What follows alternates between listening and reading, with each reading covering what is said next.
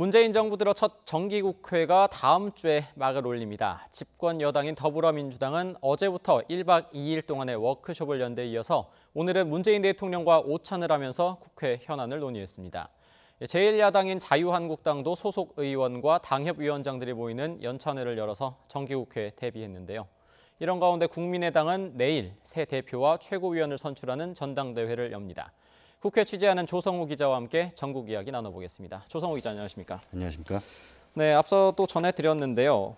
더불어민주당 오늘 소속 의원들이 청와대에서 문재인 대통령의 초청을 받아서 오찬을 함께했다는데 어떤 이야기가 좀 오고 왔습니까?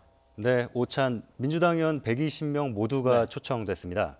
이낙연 총리와 주요 부처 장관들 그리고 청와대 참모진도 함께 했는데요. 네, 넥타이를 매지 않은 정장 차림으로 편하게 만났고 식사 메뉴는 곰탕이었습니다. 문재인 대통령은 지난 대선은 민주당이 함께 거둔 승리였다고 치하한 뒤 인수위 없이 출범한 새 정부가 안착할 수 있도록 지원해 준 것에 대해 감사를 표시했습니다.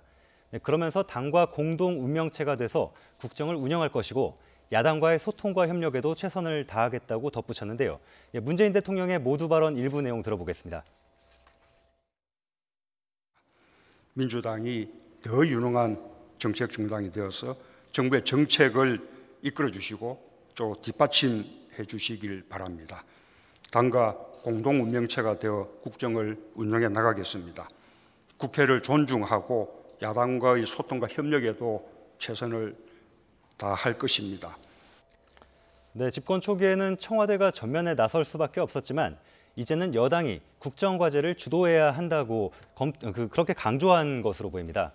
네, 또 정부가 추진하는 국정과제가 원만하게 이행되도록 민생개혁입법과 예산안 통과에 총력을 기울여달라고 협조를 요청한 것으로 풀이됩니다. 네, 이에 앞서 민주당은 어제부터 오늘 오전까지 정기국회를 대비한 워크숍을 열었습니다. 이 자리에서 우원식 원내대표가 한 발언입니다. 민생 예산과 적폐 청산을 위한 국회, 그리고 이 적폐의 중심인 우리 사회 불공정과 불평등을 없애는 민생과 불공정을 해소하는 국회. 네, 어제 저녁에는 이낙연 총리와 만찬을 했고 김동연 경제부총리를 비롯한 정부 관계자들도 참석해서 정부 여당이 정책 방향을 함께 논의하는 자리도 마련됐습니다. 네, 워크숍을 마친 민주당 의원들은 민생제일, 적폐청산, 평화수호, 민주상생 네 가지를 실현하는 정기국회가 되도록 하겠다는 내용의 결의문도 채택했습니다. 네, 어제 민주당 워크숍이든 오늘 문재인 대통령과의 오찬이든 앞으로 정기국회를 앞두고 국정과제를 위한 입법 활동을 잘 하자 이렇게 다짐하는 활동인 것으로 보이는데요. 이런 가운데 제1야당인 자유한국당도 정기국회에 대비하기 위한 연석회의를 열었다는데 여기서는 어떤 이야기가 좀 오간 겁니까? 네, 자유한국당도 1박 2일 연찬회를 가졌습니다. 네, 소속 의원들과 원외 당협위원장들까지 250여 명이 참석했습니다.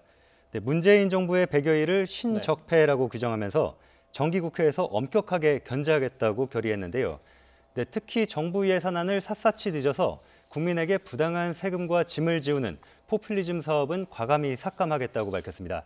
네, 또 내년 지방선거 승리를 위해 중앙당 차원에서부터 서둘러 준비에 나서기로 했습니다. 네, 무엇보다 관심을 끌었던 것이 박근혜 전 대통령 출당 문제를 비롯한 당내 친박계 인적 청산과 관련된 내용인데요. 네, 연찬회에서 본격적인 논의가 오가지는 않았습니다. 다만 홍준표 대표는 인적 혁신이 시급하다는 뜻을 거듭해서 내비쳤는데요. 직접 들어보시죠. 구체적으로 단절하자는 이야기를 할 수밖에 없다. 시기를 보자. 그 말은 다 망하고 난 뒤에 같이 망하자는 말과 똑같아요. 네, 당내 친박계는 이런 움직임에 대해서 몸을 낮추면서도 불편한 심기를 감추지 않고 있습니다. 네, 조만간 당 혁신위원회 차원에서 인적 청산과 관련한 구체적인 방안이 나올 걸로 보이는데 박근혜 전 대통령 재판과 관련된 이재용 삼성 부회장의 재판에서 실형이 선고되지 않았습니까? 네, 이로 인해서 박 전 대통령 당정 문제를 비롯한 인적 청산 논의가 본격화할 가능성이 있습니다.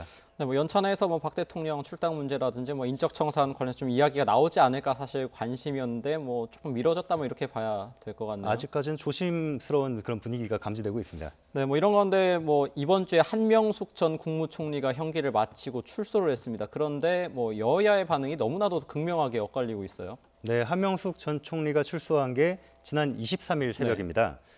네, 뭐 저희 그 뉴스로도 보셨겠지만 민주당 의원과 지지자 등 100여 명이 상당히 지금 화면으로 나오고 있습니다. 네, 교도소 앞에 상당히 많이 몰려갔고요.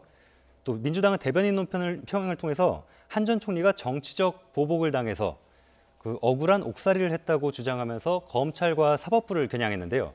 네, 추미애 대표가 한 전 총리 출소를 하루 앞두고 한 발언이 있습니다. 한번 들어보겠습니다.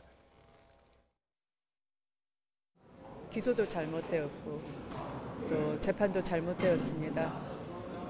그런 것이 이제 사법 개혁이 필요한 얼만큼 필요한지를 말하는 것이죠. 네, 기소도 잘못되고 재판도 잘못됐다. 이런 취지의 발언을 했고요. 네, 추 대표가 이튿날 발언을 거둬들이긴 했습니다. 하지만 민주당은 한 전 총리 출소를 계기로 사법개혁의 당위성을 강조하는 메시지를 강하게 이어가고 있습니다. 반면 야당은 민주당의 반응이 대법원의 확정 판결 자체를 부정하는 것이고 사법권을 침해하는 것이라고 반발했습니다. 함께 들어보겠습니다.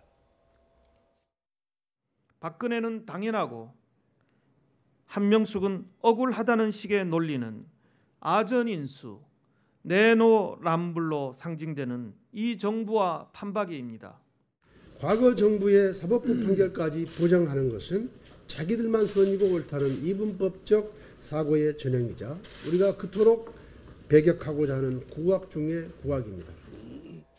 여기에 문재인 대통령이 사법개혁을 이끌 사법부 수장으로 지목한 김명수 대법원장 후보자에 대해서도 야권이 이념 편향성을 문제로 반발하고 있어서 정부가 원하는 대로 사법개혁을 추진하려면 정기국회 과정에서 여야 갈등이라는 산을 먼저 넘어야 합니다. 당장 모레 월요일이죠. 이유정 헌법재판관의 인사청문회가 예정돼 있는데요. 여당은 이 후보자를 인권과 헌법 가치에 대해서 이해가 높은 적임자로 보고 있지만 야당은 과거 선거에서 이 후보자가 민주노동당, 진보신당 등을 지지한 점 등을 들어서 정치 편향적인 부적격자라고 맞서고 있습니다. 때문에 이 후보자 청문회가 정부의 법원, 헌재 개혁 방향을 놓고 여야의 전초전이 될 걸로 보입니다. 네, 뭐 아무래도 한명숙 전 국무총리의 출소와 함께 이게 뭐 김명수 대법원장 후보자 임명과 또 이유정 헌법재판관 인사청문회도 좀 이어지는 양상이네요. 뭐 마지막으로 그럼 국민의당 전당대회 소식 좀 살펴보겠습니다. 내일 치러집니다. 아무래도 제보 조작 문제 등을 계속해서 내홍을 좀 겪어왔는데 뭐 분위기가 좀 어떻습니까? 네, 말씀하신 대로 당이 절체절명의 위기에 놓인 상황에서 치러지는 전당대회입니다. 네, 내일로 다가왔고요. 국회의원회관에서 열립니다. 기호순으로 보면 안철수 전 대표와 이현주, 정동영, 천정배 의원 이렇게 4명의 후보가 경쟁하고 있습니다. 이미 6차례 TV 토론을 거쳤는데요. 후보들의 발언을 먼저 들어보겠습니다. 네. 대선 패배 이후에 그다음에 선거 성공적으로 이끈 사례들이 많습니다. 저도 그런 사람이 되도록 지금 노력하고 있습니다. 그리고 그걸 당원들께서 판단해 주실 겁니다. 그 고초를 겪고 상당히 많은 오해를 받고 망신을 당했습니다. 그런데 왜 좀 더 빨리 나와서 이것은 내 책임이고 내가 부족한 탓이다라고 조금만 더 말씀하셨으면. 안철수 후보가 책임과는 거리가 있다. 소통과는 거리가 있다. 유능과는 거리가 있다. 그렇게 해서 지금 따져 묻는 것인데요. 본인 또한 나는 무능한 장수였다. 이렇게 고백하셨어요. 탈호남을 공공연히 언론에 주장하고 있습니다. 안철수 후보가 경제는 진보, 안보는 보수라고 하시는데 그 안보는 보수라는 게 햇볕 정책의 부인이라고 저는 이해하고 있습니다. 네, 방금 들으신 것처럼 안철수 대 반안철수 구도가 뚜렷하게 나타나고 있습니다. 네, 안 전 대표를 겨냥해서 무책임한 조기 등판이라는 비판, 그리고 탈호남이나 바른정당과의 연대 문제, 또 내년 지방선거에서 서울시장 차출론 등을 놓고 공세가 이어졌고요. 네, 안 전 대표도 물러서지 않고 있어서 치열한 경선이 예상됩니다. 내일 투표 결과 과반 득표자가 나오지 않으면 1, 2위 득표를 한 후보들이 결선 투표를 하게 됩니다. 네, 그렇게 되면 오는 31일에 최종 승자가 결정됩니다. 뭐 사실 뭐 가능성을 점치기는 좀 조심스럽습니다만 가장 궁금한 게 뭐 누가 대표가 될 것이냐 이런 거 아니겠습니까? 뭐 현재에서 취재를 해본 결과 뭐 당선 가능성이 가장 유력한 후보 혹시 누군지 좀 얘기해 주신다면요.